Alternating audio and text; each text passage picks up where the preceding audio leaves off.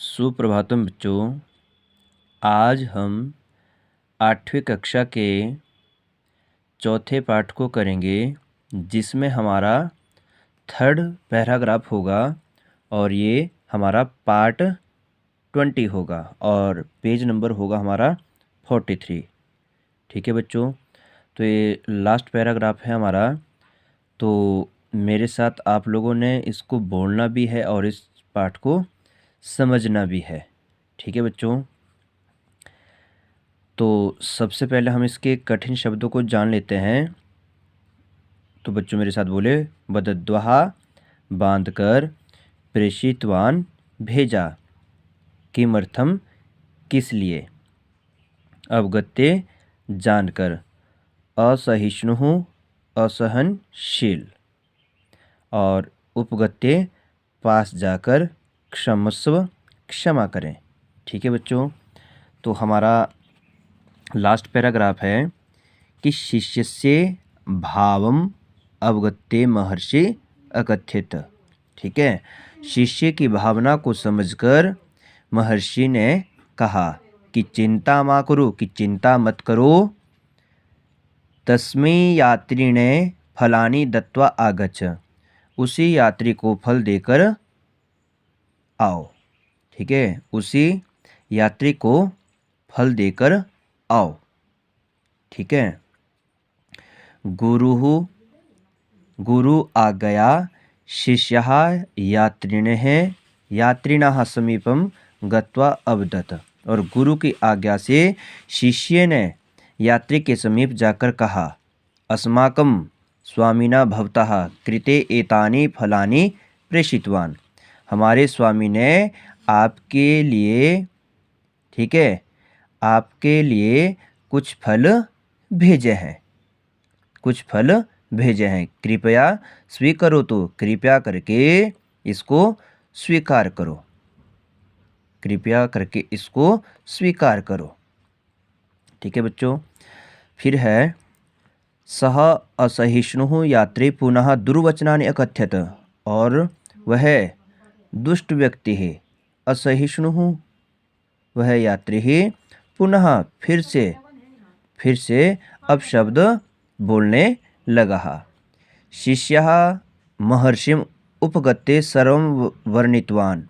ठीक है, और शिष्य ने महर्षि के पास, महर्षि दयानंद सरस्वती जी के पास जाकर, ठीक है, अब उपगत्य आकर सर्वं वर्णितवान, सब कुछ वर्णन कर दिया, मीन्स सब कुछ बता दिया। महर्षिः एकं संदेशं दत्वा पुनः शिष्यं तत्र प्रेषितवान।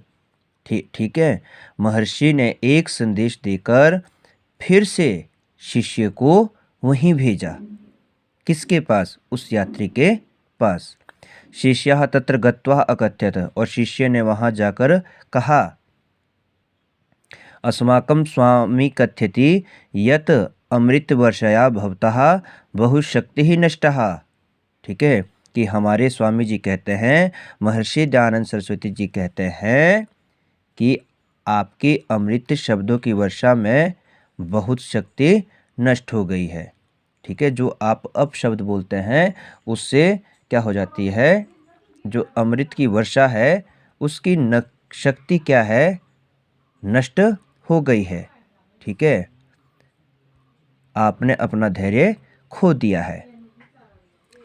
पुनः अमृत वर्षा ही शक्तिं प्राप्तुम एतानि मधुराणि रसयुक्तानि फलानि स्वीकुरुतु। पुनः अमृत बरसाने के शक्ति को प्राप्त करने के लिए, ठीक है, इन मधुर रस युक्त फलों को स्वीकार करो, जो पोटली में भर के फल ले गए थे।